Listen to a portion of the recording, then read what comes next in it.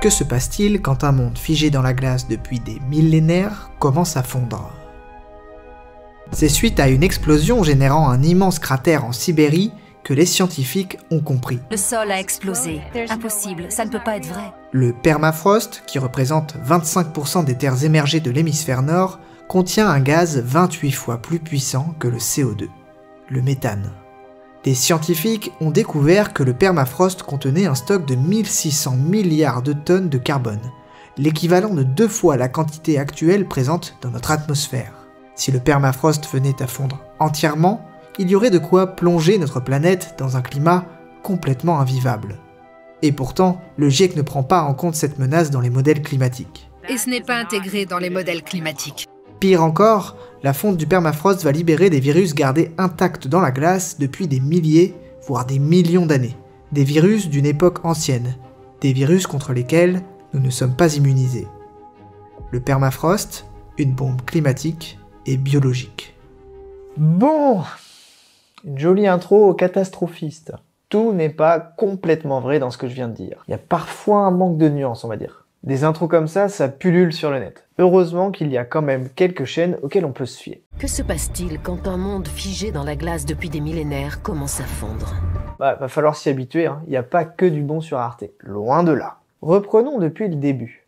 C'est quoi le permafrost ?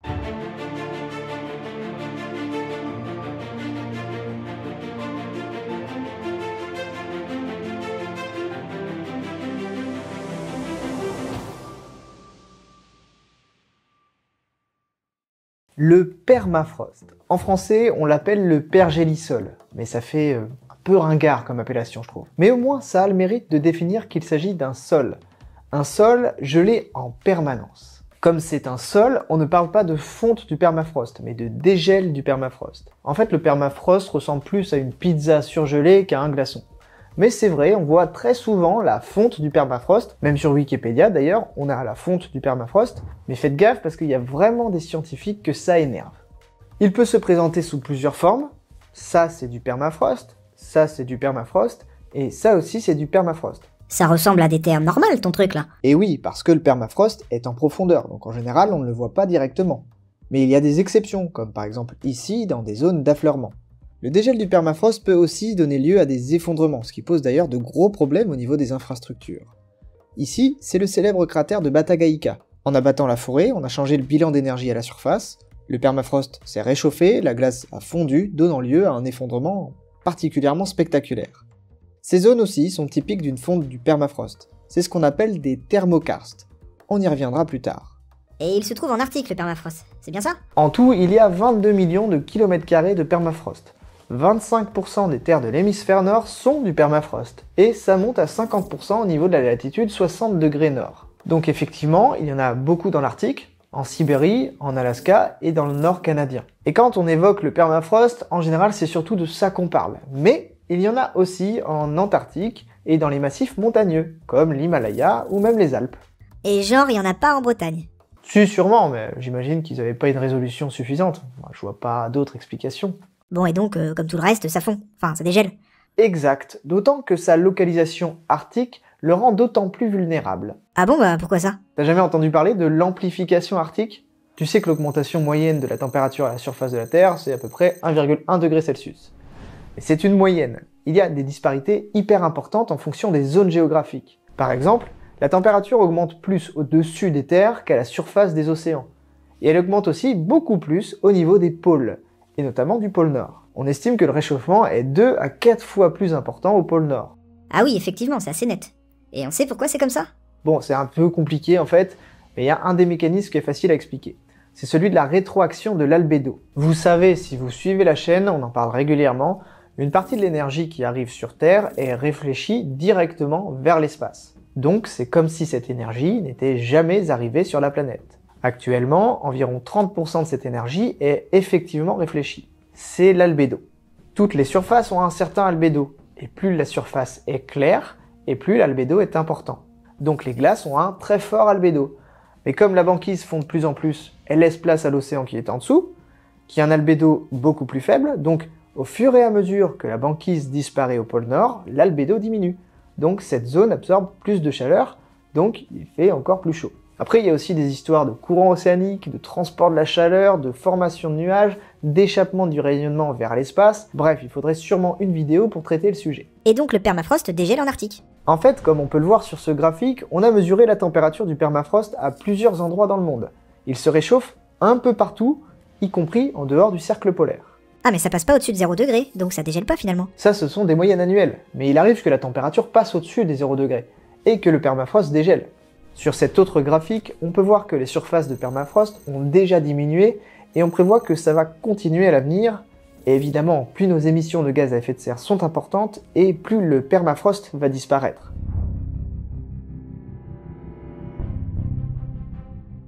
Et donc, ça va faire monter le niveau des mers? Ou laisser le méthane qu'il y avait dedans s'échapper? Alors non, et pas vraiment. Le dégel du permafrost ne va pas faire monter le niveau des mers. Il n'y a pas énormément d'eau dans le permafrost, et il n'y a pas de raison de croire qu'une fois la glace fondue, l'eau rejoigne les océans. Et il n'y a pas vraiment de méthane dans le permafrost. Enfin, il y en a quand même un peu dans des espèces de poches de glace, c'est ce qu'on appelle des hydrates de méthane, ou des clatrates de méthane.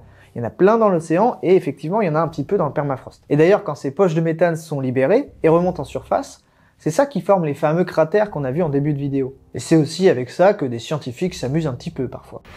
Tu vas percer la glace et si j'entends du gaz sortir, j'essaierai d'y mettre le feu. S'il y a une flamme, il faut qu'on s'écarte. Ok. Prête? Oui.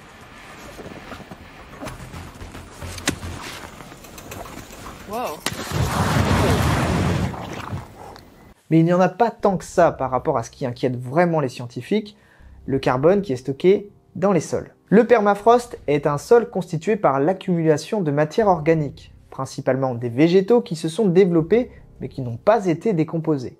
Au printemps, la végétation se développe puis meurt à l'automne. Jusqu'ici, rien d'anormal.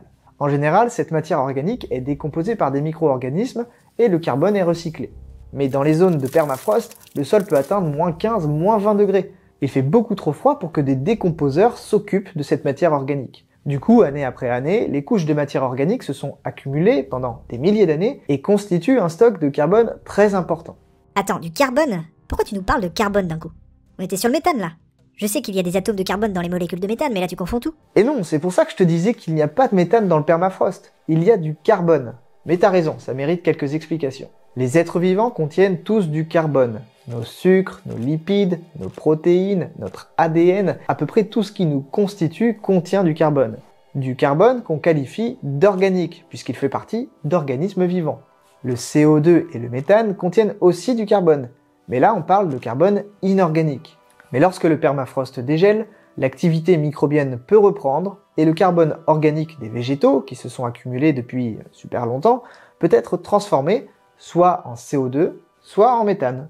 Dans des zones où il y a de l'oxygène, le carbone est transformé en CO2, et dans des zones sans oxygène, le carbone est transformé en méthane. Ah d'accord. Mais c'est plutôt du méthane qui est relâché, non? Eh ben pas du tout. C'est vrai qu'on entend tout le temps ça, mais c'est très majoritairement du CO2 qui est relâché en fait. Alors on sait pas tellement quantifier précisément les proportions de méthane et de CO2 qui sont émises, mais on sait que ce sera surtout du CO2. Le méthane est produit dans des conditions très particulières, notamment dans les milieux où il y a de l'eau, comme les thermokarstes. Les thermokarstes sont des sortes de lacs formés par des phases successives de gel et de dégel. En marron, il s'agit de matière organique qui s'accumule au fond de ces structures et qui n'est pas gelée. À cause de l'eau qui se trouve au-dessus, l'oxygène est moins capable de pénétrer, des conditions anaérobies sans oxygène, propices à la dégradation de la matière organique en méthane. Et il y en a beaucoup de carbone susceptibles d'être transformé en CO2 ou en méthane? On estime que le permafrost contient entre 1460 et 1600 milliards de tonnes de carbone. C'est plus que toutes nos réserves de pétrole, gaz naturel et charbon réunis. C'est 2 fois ce que stockent toutes les forêts du monde. C'est presque 100 fois ce qu'on émet chaque année. Si tout ce carbone était transformé en CO2, on passerait d'une concentration atmosphérique de 400 ppm à 1200 ppm. Il ferait 10 à 15 degrés de plus qu'aujourd'hui. Mais bon, t'inquiète pas, il n'y a aucune chance que tout le permafrost dégèle d'un coup et libère tout son stock de carbone. Bien que ce soit déjà arrivé dans le passé. Le climat de la planète a précédemment connu des périodes particulièrement chaudes.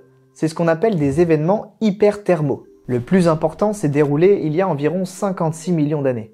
Le maximum thermal, Paléocène-Éocène.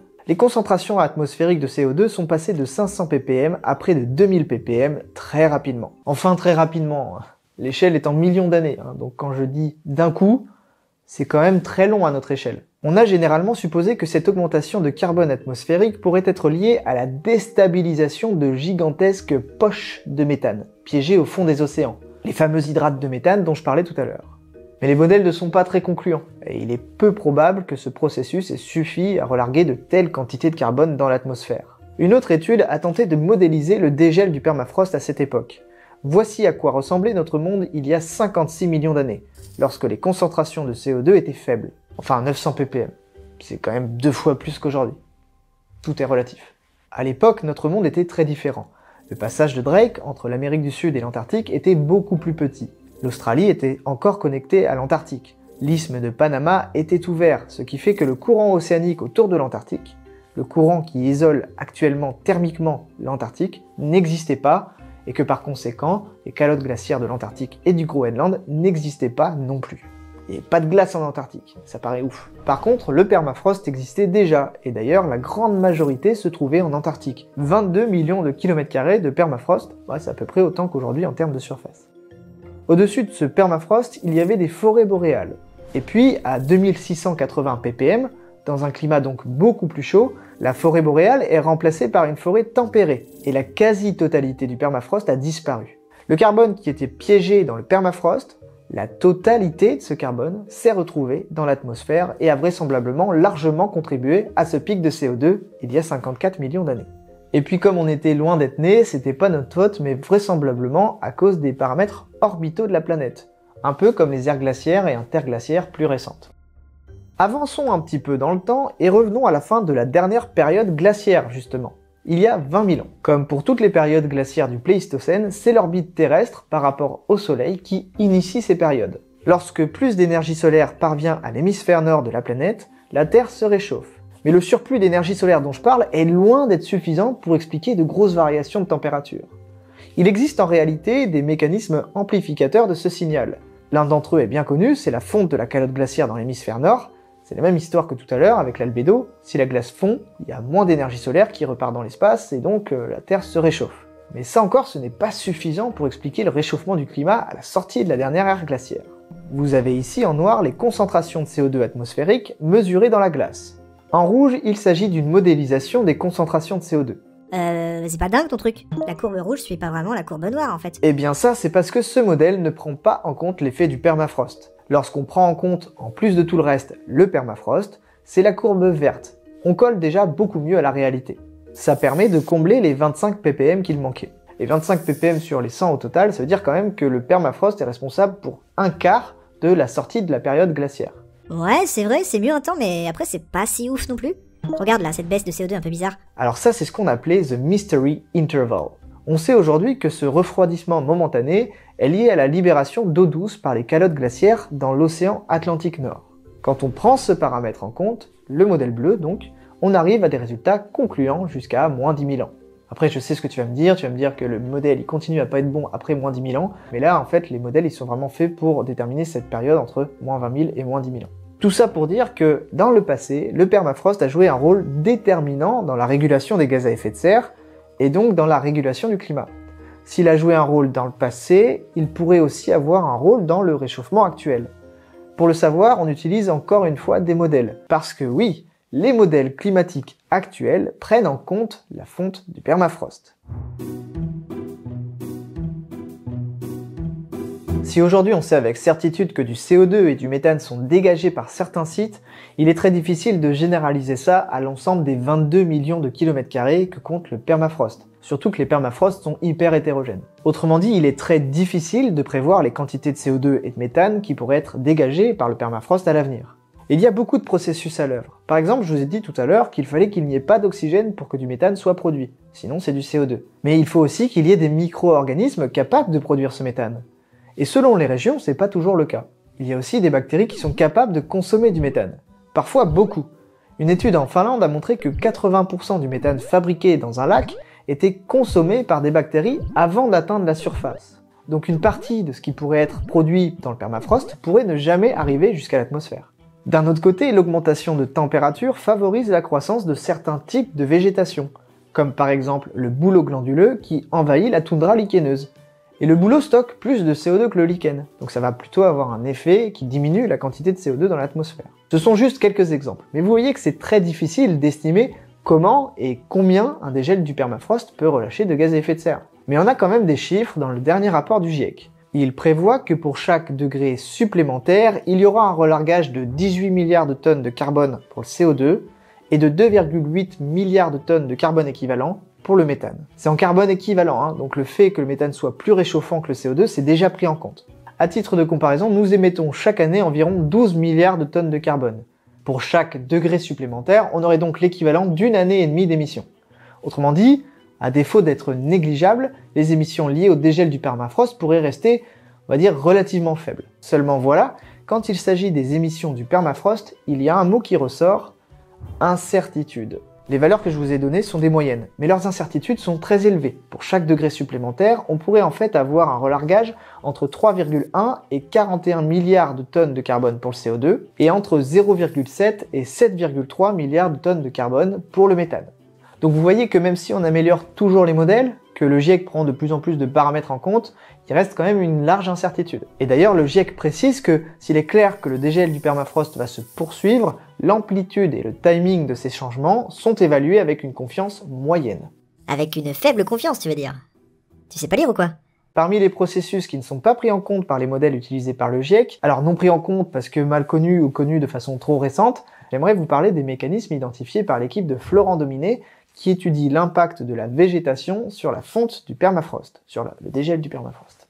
Je me fais avoir, je l'ai encore dans mon script. Sans transition, je vous rappelle que je fais des conférences sur les enjeux environnementaux. Si ça vous intéresse, mes coordonnées sont en description. Si le climat se réchauffe, la végétation va changer. On va avoir notamment plus d'arbustes, c'est déjà ce qu'on observe. La question posée est, est-ce que la croissance arbusive va refroidir ou réchauffer le permafrost? Jusqu'alors, l'idée c'était que les arbustes étaient capables de piéger la neige soufflée par le vent, ce qui fait que la neige s'y accumule et réchauffe le permafrost qu'il y a en dessous. Le refroidit, tu veux dire? Moi aussi ça m'a surpris, en fait non, la neige sert d'isolant, et donc en hiver, le sol va garder sa chaleur, sa chaleur entre guillemets, puisqu'il est moins froid que l'air extérieur. C'est un peu contre-intuitif, mais c'est comme l'isolation d'une maison, on empêche la chaleur de sortir dehors. Et en hiver, dans l'Arctique, moins 15 degrés Celsius, c'est de la chaleur, par rapport aux moins 40 degrés de l'air. C'est donc l'hypothèse qui a été testée. L'idée, c'est tout simplement de comparer la température dans le permafrost, dans des zones de toundra herbacées, comme ici, par rapport à des zones de toundra avec des arbustes d'une trentaine de centimètres de haut. Ces arbustes, ce sont des saules, pour les puristes, des Salix richardsoni. Ouais, des saules, quoi. Et donc vas-y, je t'écoute. C'est quoi les résultats? Première chose qu'on peut voir entre les deux zones, c'est que l'épaisseur de la neige est à peu près la même sur les deux sites, si on regarde sur les 3 ans. Ok, je vais faire un petit schéma pour y voir plus clair. En gros, on a deux zones, une qui comporte du lichen, c'est de la toundra classique, et l'autre zone comporte des saules, des zones qui, avec le réchauffement climatique, seront de plus en plus abondantes. Premier élément, l'épaisseur de la neige, c'est la même dans les deux zones. Ok. Les chercheurs ont ensuite mesuré la capacité isolante de ces zones. Plus la valeur est élevée, et moins la chaleur peut traverser. Un bon mur, par exemple, c'est à peu près 5. Je vous donne pas l'unité, on s'en fout. Mais elle est là, si vous voulez vraiment voir.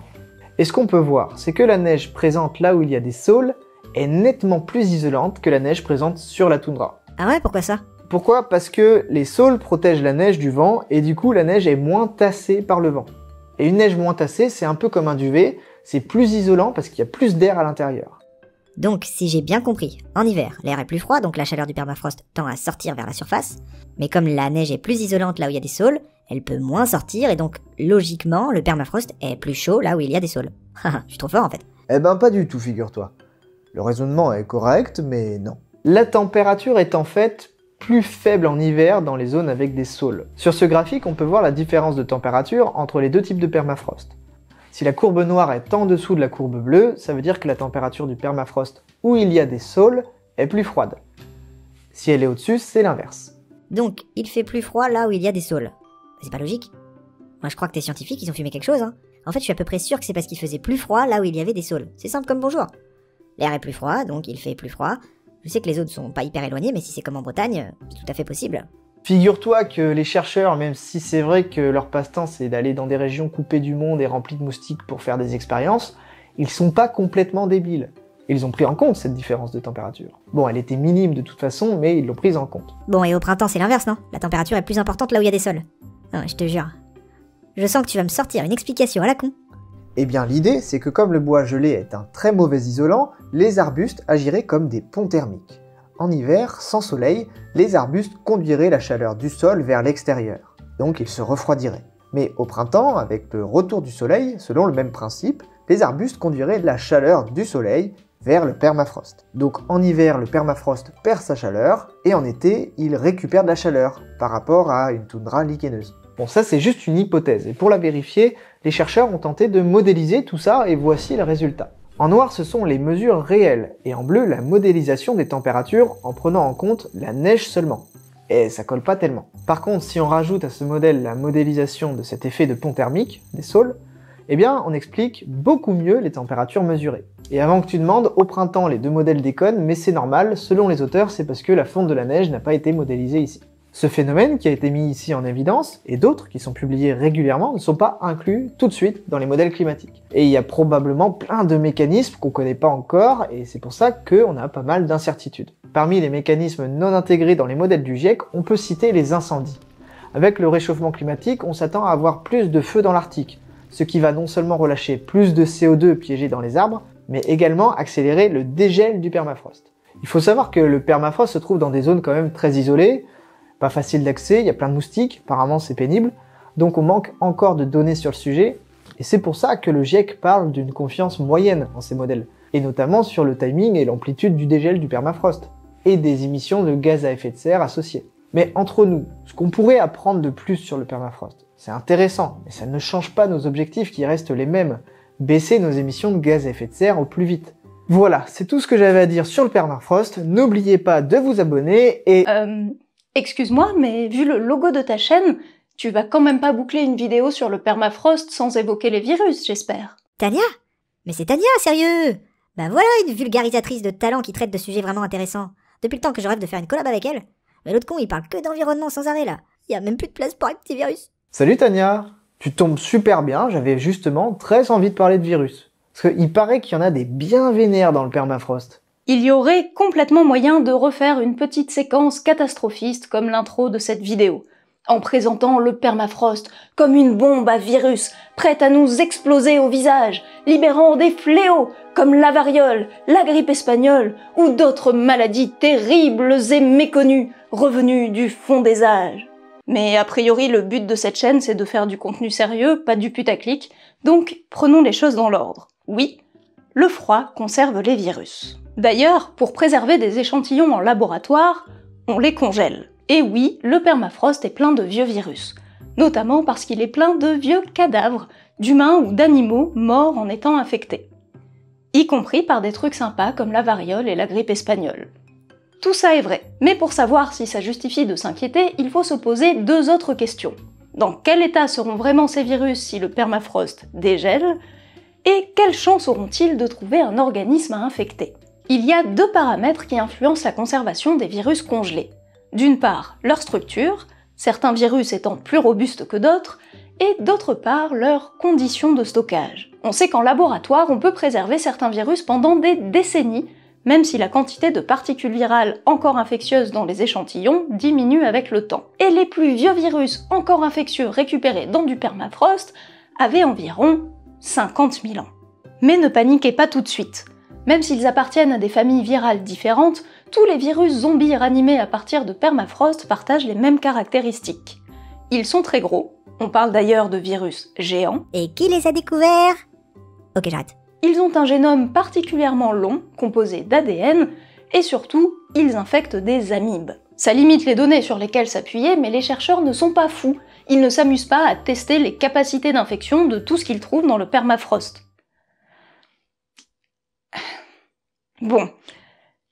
Il y a quand même des gens qui ont tenté le coup avec le virus de la grippe espagnole dans les années 50, en exposant des furets à des échantillons récupérés dans des tombes en Alaska. Et ça n'a pas marché. Est-ce que l'échec est dû aux techniques de l'époque ou au fait que les virus étaient trop abîmés? Difficile à dire. En tout cas, même si des prélèvements faits dans du permafrost ont permis de reconstituer le génome du virus de la grippe espagnole et de récupérer de l'ADN de virus de variole vieux de 300 ans, aucun ancien virus humain encore infectieux n'a été sorti d'un sol gelé. Il faut dire que les couches de permafrost les plus proches de la surface ne sont pas les meilleurs lieux de stockage. Les virus résistent très bien à la congélation, mais très mal au cycle de décongélation-recongélation. On a plus de chances d'en trouver des bien conservés dans les couches profondes. La bonne nouvelle, c'est que le permafrost est un sol, c'est-à-dire un milieu solide. Même s'il dégèle, les éventuels virus qu'il contient ne vont pas se mettre à remonter à la surface, contrairement aux gaz à effet de serre. Bref, il n'est pas strictement impossible qu'un virus bien préservé dans le permafrost se retrouve soudain exposé à la surface, décongèle rapidement, et qu'un organisme infectable par ce virus-là croise sa route pile au bon moment, mais on n'est quand même pas sur un scénario hyper probable. Si je devais parier, en termes de risque biologique, je me méfierais plutôt des bactéries piégées dans le permafrost. Elles sont capables de former des spores bien plus résistants que les virus aux alternances congélation-décongélation. Bah oui, les bactéries, c'est elles le problème, pas les virus. On mute un peu de temps en temps, mais une petite épidémie par-ci, par-là, rien de bien méchant. Non ? C'est vrai qu'en 2016, une bactérie vraisemblablement libérée du permafrost a causé une épidémie d'anthrax en Sibérie. Elle a quand même tué plus de 2000 rennes et conduit à l'hospitalisation de 100 personnes et à la mort d'un enfant, alors que ça faisait 70 ans qu'aucun cas n'avait été identifié dans la région. Mais est-ce que cette épidémie est vraiment liée au dégel du permafrost ? Peut-être. En tout cas, c'est l'histoire que la presse a largement décidé de mettre en avant. A priori, c'est une thèse qui se vend bien. Et même si c'est le cas, il faut bien voir qu'il y a eu d'autres facteurs qui en sont responsables. Il y avait beaucoup de rennes déjà, beaucoup trop selon certains, mais aussi, et j'ajouterais surtout, une très faible couverture vaccinale des rennes. L'anthrax a disparu quand on a commencé à vacciner les rennes en masse. Mais depuis 2007, le gouvernement a cessé de les vacciner, parce qu'il considérait que dans cette zone, la bactérie avait été éliminée. Donc très honnêtement, je suis pas complètement sûr que ces histoires de maladies qui pourraient ressortir de la glace soient un vrai point d'inquiétude. Par contre, c'est clair que le changement climatique va avoir des conséquences sur les risques infectieux d'une façon générale. Mais ça, on en reparlera une prochaine fois. Merci Tania pour cette petite incursion sur ma chaîne, c'était un plaisir de te recevoir. Je mets le lien de sa chaîne en description, elle y parle de virus, de micro-organismes. Il y a aussi plein de petites manips, y compris pour les enfants, c'est vraiment super intéressant ce qu'elle fait. Et voilà. J'espère que cette vidéo vous a plu, en tout cas moi j'ai pris énormément de plaisir à écrire ce script. Pour les petits curieux derrière moi, il y avait un film de Claude Lorius qui passait en fond. Claude Lorius, climatologue extrêmement connu, et dont on va reparler bientôt dans une série de vidéos consacrées à l'histoire du climat. Beaucoup de travail aussi là-dessus, j'espère qu'elle vous plaira aussi. Sur ce, à bientôt sur La Biologie fait des vidéos.